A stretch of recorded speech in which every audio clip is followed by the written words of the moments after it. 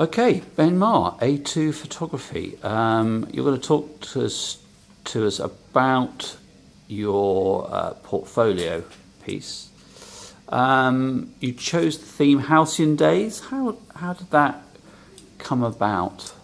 So I chose Halcyon Days. The title actually came later, but the theme of the photos I was taking came pretty early on, because I wrote about Carl Gustafsson on my blog, which was a photographer whose style I'd admired. And when I looked more deeply at what he'd done, I noticed that a lot of his photos were based around young, good-looking people, and this sort of put me on track, as it were, for the rest of my project. So the next stage for me was I felt that these images had an iconic feel. So I looked at what made an iconic image, and I looked at the classic photo of James Dean walking along with the cigarette in hand, and I looked at some other classic photos through time. This then led me on to go into my first shoot, and I really wanted to build on some of the things I'd seen Carl Gustafsson do. One thing he did particularly well was relationships, so a guy and a girl, and they often combined that with them being near water, because he's from Sweden, down by the fjords, where we don't have that here. So I got two friends of mine, two quite trendy friends, and I took them down to a beach not too far from us, and I just sort of tried to create a relaxed atmosphere, which is something I'd read about Mario Testino doing in his shoot with Princess Diana, and I just sort of let the afternoon flow, and then I photographed it as I went along. What I found from that shoot, which you will be able to see hopefully now, is I struggled to create a relationship feel with the two models. Why do you think that was? Was that because they were just friends and they weren't sort of going out, or is it maybe because they were awkward? Or I think definitely using two friends who I knew and they knew each other really well. I felt they felt a little bit awkward around the camera, so I tried a little bit to get them to loosen up. I tried like walking along the groins and throwing sticks and stuff, but at the end of the shoot, what I found was, when I look back through my pictures, that the best ones hadn't come from this sense of relationship, but had come from some of the other aspects of Carl Gustafsson's work. So I looked at the use of natural light on that particular shoot, which on that day I was really fortunate with. And being down at the beach, the water glistened, the stones glistened, and it created a really nice effect. And reading an interview with Carl Gustafsson, I saw that natural light was something he found really a vital part of his shoots. So as you can see here on my blog, I photographed them, and something I'd always been keen on was aperture, so shooting wide open. And I used an 80 to 200 lens, because that was the lens I had that allowed me to shoot the widest. This then led me on to realise I could create this effect called bokeh, which was actually the header photo for this blog post. And the bokeh is something I really, really liked, because it just had sort of a nostalgic feel to it. There was something, the way it glistened, the light effect. can you explain what sort of bokeh is in Sure. of in everyday terms? Bokeh is the way that the camera renders the light out of focus. So when I'm shooting wide open, the light that's reflected off, in this example, the stones in the background, it looks like loads of little circles, but what's really nice is some are really light, some are really dark, and it creates, so you're not focused on the background, you're focused on what's on the foreground, and what in this case is the main part of the picture, but at the same time it just gives the image a sort of a softer feel and is a bit more nostalgic, which really does hark back to a Halcyon Days feel. What about, so you've described your first shoot. How did you sort of move on from that? How did you feel that when you looked at those pictures? What did you do next? After that shoot, my next stage was to look at Nigel Ritchie's, who's another photographer who's a similar style to Nigel Ritchie's, but I described him later on when I compared them as a more modernised Carl Gustafsson. So Nigel Ritchie's is a photographer. He actually lives not too far from us, and he's a lifestyle photographer, and he again shoots young people. But what he did is he is really good at using bokeh. He's used it in a number of shoots, and it's something that I found that worked really well for him. So with that in mind, for my next shoot, there were two aspects I wanted to focus on. One was the bokeh, because that's something I'd not encountered that much before, but I really wanted to get to grips with. And the other one was I'd accepted that the relationship angle was something I was really going to struggle to create without getting professional models or whatever it may be. So I decided to deliberately go for a friends feel. It was just before I went out on my second shoot that the title Halcyoin Days really came about, because talking with one of the teachers here, we went through about how young people having fun is a reminder of Halcyoin Days, the best days of your life. So with that in mind, I spoke to two of my really good friends and I said to them, do we want to have a day out? And both of them said that they'd never been to London on a touristy day. For me, I thought would be perfect because it was in November, so the Christmas lights were up. So I knew that all these lights would be the perfect opportunity for bokeh. And I knew that having these two friends together meant I could focus on a more friends aspect to my shoot, which you can see now. So with this shoot, we went up to London. I drove up to London in the morning. We spent the day doing all the tourist hotspots that they'd never done that they really wanted to do. The issue I found that I had with this shoot is at the very start I found it quite difficult to, because I told the George and Toby who I went with, I told them to act completely natural and I would photograph them doing what they would normally do to try and get a natural feel.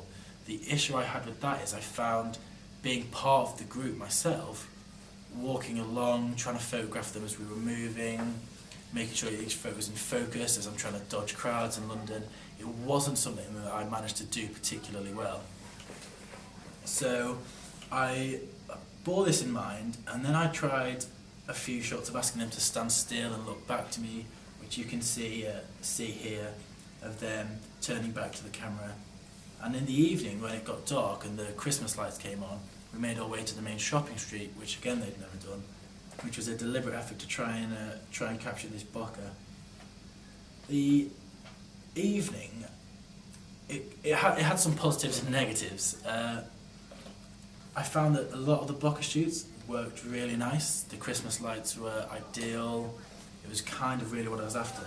And the fact it was Christmas really, really benefited the Halcyon Days feel, because for a lot of people, Christmas is a happy time, and if you think of happy times or Halcyon Days, you'll think to Christmases in the past.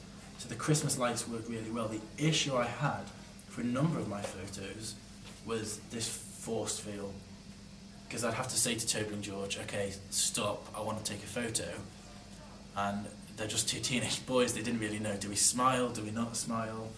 And I found that this is something I struggled to direct it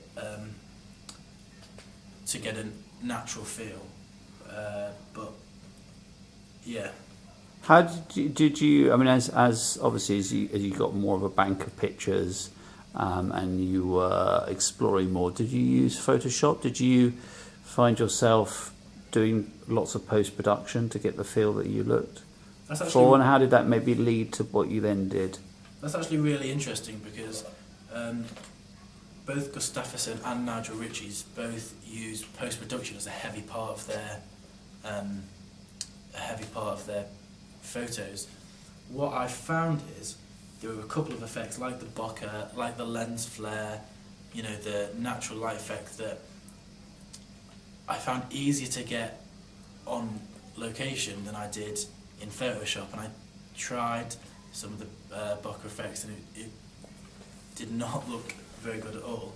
So when it came to editing, I took the photos into Photoshop and I tried to think, what could I do to this photo to give it that timeless feel that Gustafsson has, or alternatively to try and make this into a photo that would fit into Ritchie's work, because they both really have a cinematic quality that all of their photos have a narrative. Okay, so going back to the editing process and maybe your last shoot, which I think was in Dartmouth, wasn't it? Can you talk us through that sort of last process and how the project culminated? Absolutely. So throughout the project, I looked at I'd looked at the idea of body image alongside this Halcyon days. And I went to Dartmouth with some family friends, all of whom are very body conscious. One of them is a YouTuber who does makeup tutorials. Another one is they're all very concerned about their image, which is a good thing. But this presented me with an opportunity to then have a group of teenagers who fitted the model description of a professional photographer. Professional photographer. And it meant I could shoot them, and what was really great is on New Year's Day, we all went down to a local beach for breakfast, and this was absolutely ideal for me because it was quite a nice light. There was, again, down by the beach, and I just bought a frisbee and a ball, and I gave them to these guys, and it meant that there was a group of young people playing, and this presented me with the perfect opportunity to just try and get this natural feel that I hadn't got from the relationship side of my first shoot. I hadn't managed to get with a friend shoot because I was more involved in that. So I just kind of took a step back from this one and just sort of observed and watched them play.